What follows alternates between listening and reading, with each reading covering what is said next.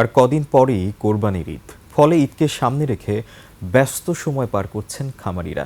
ঝিনাইদহে এবার বিপুল সংখ্যক কোরবানির পশু পালন করা হয়েছে, তবে চাহিদার তুলনায় পশু বেশি হওয়ায় ভালো দাম পাওয়া নিয়ে শঙ্কায় আছেন অনেক খামারি। যদিও প্রাণী সম্পদ বিভাগ বলছে এবারও লাভবান হবেন খামারিরা। ঝিনাইদহ প্রতিনিধি এম রায়হানের তথ্য ভিডিওতে সুমন সিদ্দিকী বাবুর রিপোর্ট। ভিটামিন ই ও সি সিরাম 8টি প্রাকৃতিক অয়েল সমৃদ্ধ লিলি সিরাম অয়েল, যা চুল পড়া কমায় মাত্র 30 দিনে। ঝিনাইদহে হাজারো খামারি এবার দেশীয় পদ্ধতিতে পশুপালন করেছেন।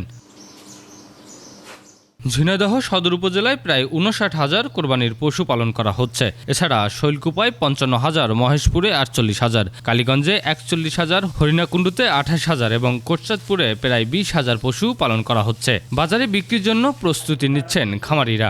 স্থানীয়ভাবে খামারিতে যদি বিক্রি হয় তাই হলো, না হলে কুরবানিতে আমার গরু বিক্রি করতে হবে, ঢাকায় আমার নিয়ে যেতে হবে। আমি প্রতি বছরই 3টে গরু পালি, এবছর 3টে আছে ইনশাল্লাহ।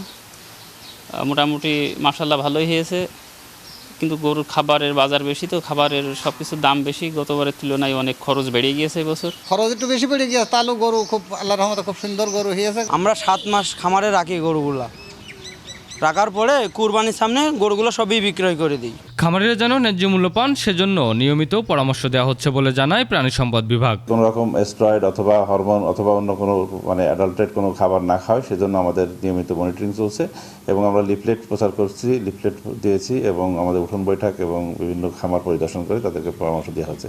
সুমন সিদ্দিকী বাবু, 21 টেলিভিশন।